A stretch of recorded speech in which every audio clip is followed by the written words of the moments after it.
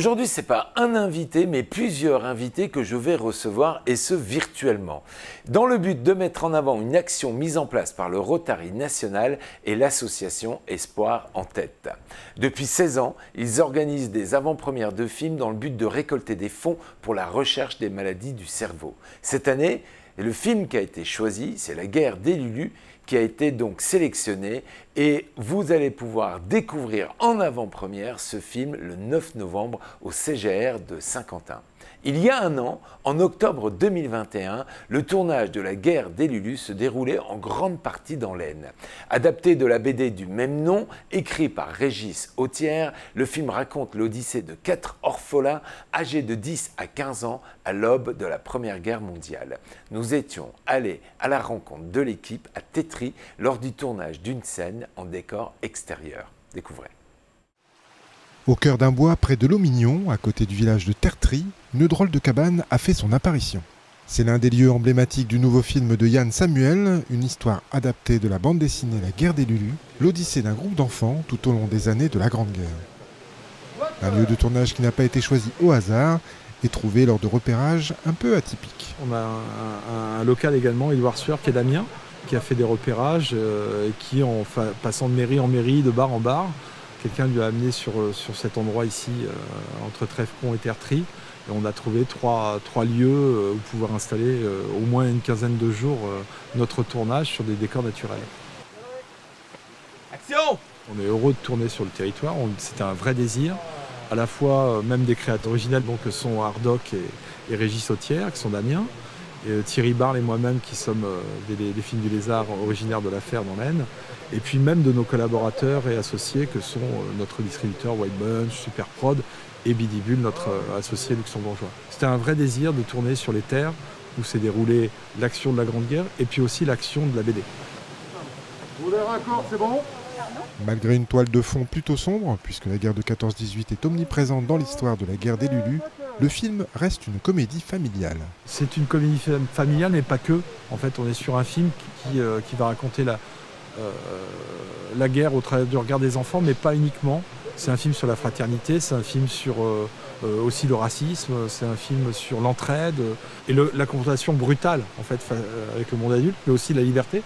Comme vous pouvez voir, on est dans un décor naturel et la cabane des Lulus, c'est juste la cabane dont on a tous rêvé enfant. Ouais. La cabane des Lulus qui est un peu couverte aujourd'hui, parce qu'effectivement on tourne à l'intérieur.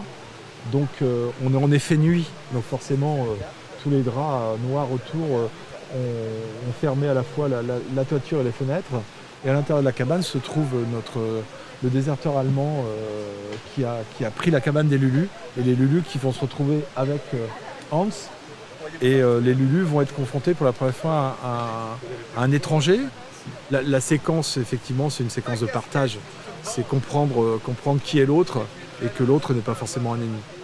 Impossible de vous montrer ce magnifique décor construit intégralement en atelier sur Saint-Quentin, mais il vous reste encore quelques mois à patienter pour découvrir l'univers de la guerre des Lulus au cinéma.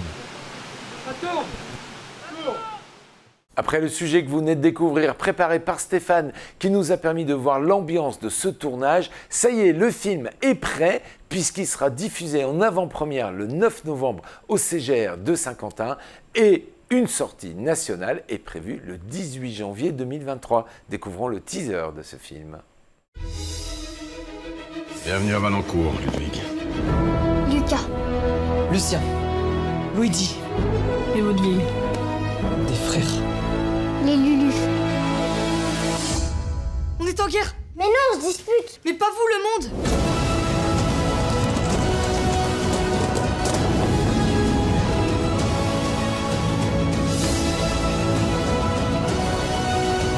Tournez-moi, les gars.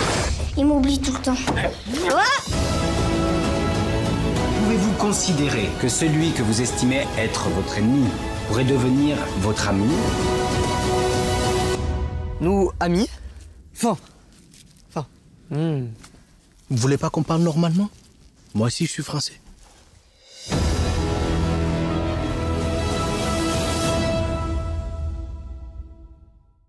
Maintenant que vous savez tout sur la guerre des Lulu, nous allons maintenant retrouver Christian Piécaz, secrétaire et responsable communication de Rotary Pastel Saint-Quentin, et il a enregistré une interview Skype avec Régis Autière, auteur de la BD de la guerre des Lulu, Yann Samuel, réalisateur du même film, du film La guerre des Lulu, et Éric Bocquéo, producteur au film du Lézard, pour parler de cette avant-première qui aura lieu mercredi 9 novembre prochain. Notez bien cette date sur vos agendas et découvrons l'entretien de Christian avec les protagonistes de ce film et de cette avant-première.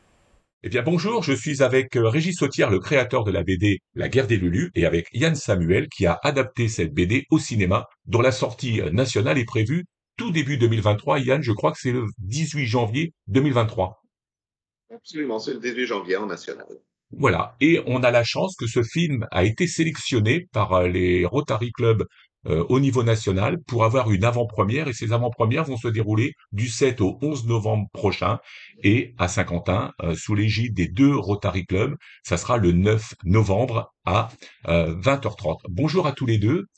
Alors, je suppose que vous êtes heureux qu'une telle œuvre, aussi bien BD que maintenant cinématographique, soit repris et soit diffusée en avant-première dans 450 salles la semaine prochaine.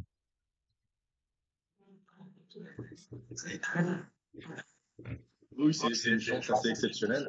Pour moi, le cinéma, c'est quelque chose de complètement nouveau, mais avoir autant d'impact plusieurs mois avant la sortie du film, avec un aussi grand nombre de salles, c'est quelque chose qui est assez impressionnant. Je sais pas si ça l'est moins pour toi, mais voilà, c'est quelque chose de tout nouveau et assez fantastique. Moi, je suis extrêmement touché parce que c'est un film un film et une BD donc qui véhicule toutes sortes de valeurs qui me sont chères et qui sont, je pense, importantes à défendre en ce moment, et que le Rotary ait décidé de le sélectionner signifie bien qu'effectivement toutes ces valeurs sont bien là présentes et que c'est actuel et qu'il faut en parler. Voilà. Alors, j'ai la chance d'avoir le créateur de la BD, puis après le réalisateur du film. Comment vous vous êtes rencontrés pour créer ce film et faire cette adaptation entre vous, le créateur de la BD, et vous, le réalisateur ciné qu'on connaît? Et vous avez déjà fait une guerre, parce qu'il y avait la guerre des boutons auparavant. J'ai vu les boutons il y a un certain temps, effectivement, oui, absolument. Mais enfin, tout commence par l'histoire de la BD, vas-y. Oui, l'histoire de la BD, elle date de quelques années maintenant, puisqu'on a commencé à travailler dessus en 2010. C'est une bande dessinée qui est vraiment née dans la région Picard, parce que moi, c'est un peu l'histoire de ma rencontre avec cette région-là, parce que je viens de Bretagne.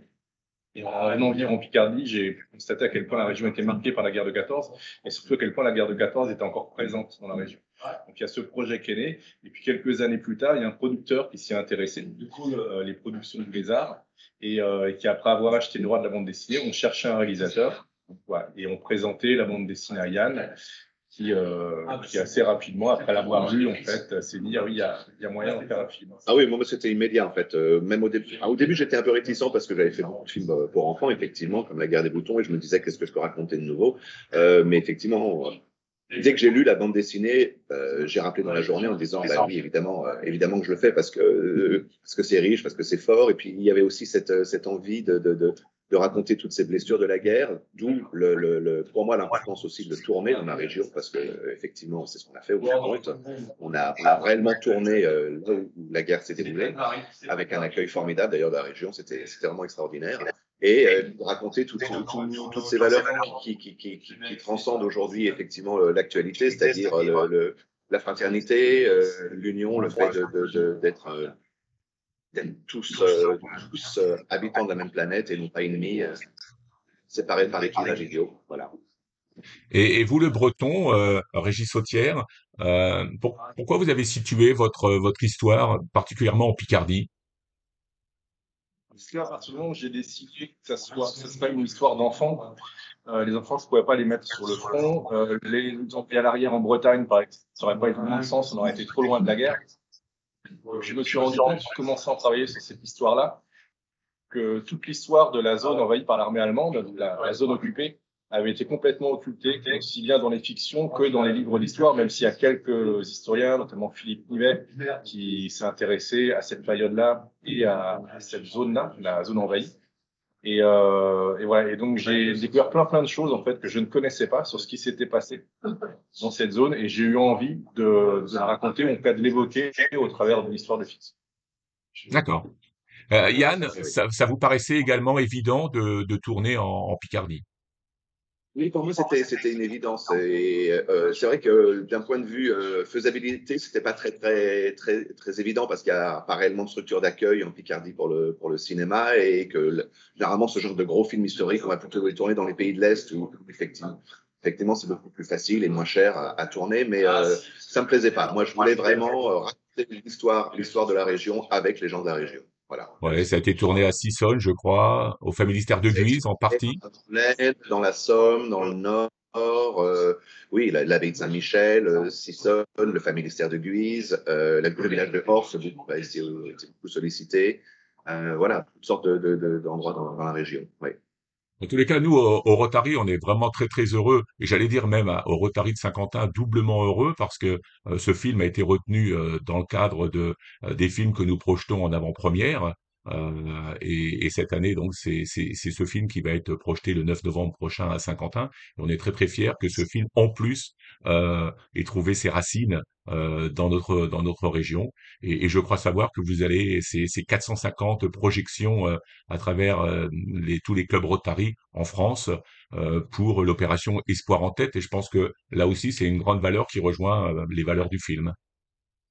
Absolument, absolument. En plus, pour la petite histoire, c'est vrai que c'est alors qu'on faisait des repérages, effectivement, à Saint-Quentin, qu'il y a eu la première accroche pour l'idée de le présenter au Rotary. Donc, tout part vraiment de Saint-Quentin, tout est centré autour de cette zone, c'est assez étonnant. Il y a même eu une journée de tournage sur Saint-Quentin. Oui, une journée de tournage sur Saint-Quentin, bien sûr. Oui. Eh bien, en tous les cas, moi, je vous remercie, Régis, Yann, d'avoir répondu à nos questions. On espère avoir beaucoup de monde, bien sûr. La salle fait 450 places. 450 places. Son producteur, c'est de lui, donc tout est parti. Lui, je me trompe pas, il est bien Picard. Il est bien Picard. Éric Bocquéo, qui est donc le producteur et qui a permis ces liaisons entre nous. Nous, on se retrouvera donc le 9 au soir à 19h30 au cinéma. On invite bien sûr tous nos téléspectateurs de Ma Télé, à nous rejoindre. L'entrée est de 15 €, fixée à 15 €, dont la moitié sera reversée au cinéma, bien sûr, et puis l'autre moitié, donc, pour Espoir en tête, destinée donc à venir en aide aux maladies du cerveau. Il faut savoir que depuis maintenant 15 ans, je crois 16 ans, c'est plus de 15 millions d'euros qui ont été collectés pour venir en aide aux maladies du cerveau. Et on remercie toute l'équipe, bien sûr, de ce film, de nous avoir suivis. Et puis, on vous souhaite de bonnes projections. Et puis, on souhaite une longue vie au film, bien évidemment, qui va donc sortir au niveau national le 18 janvier prochain. Et puis, donc, cette semaine prochaine pour tous les Rotary en France. Merci beaucoup. Merci à Christian et merci à tes invités. Notez que chaque année dans toute la France, c'est dans plus de 400 salles de cinéma à l'appel des Rotariens de France que se retrouvent plus de 100 000 spectateurs pour un moment de convivialité, et ils assistent ensemble à la projection d'un grand film au profit de la recherche fondamentale sur le cerveau. En 16 saisons et autant de films, les recettes s'élèvent à plus de 15 millions d'euros et ils ont permis de financer 83 projets différents. Les deux clubs de Rotary Saint-Quentin s'associent et se mobilisent chaque année pour cette grande action. Et cette année particulièrement, puisque le film c'est La guerre des Lulus, il a été tourné localement, comme vous avez pu le découvrir en première partie de cette émission, et il a été sélectionné nationalement pour être projeté lors de cette avant-première dans plus de 450 salles. Notez sur vos agendas que la projection est prévue le 9 novembre à 19h30 au cinéma le CGR, en présence d'une grande partie de l'équipe, et ce en faisant une très belle action puisque les bénéfices de cette opération seront reversés à Espoir en tête. Merci de votre attention et à très bientôt sur les antennes de Ma Télé.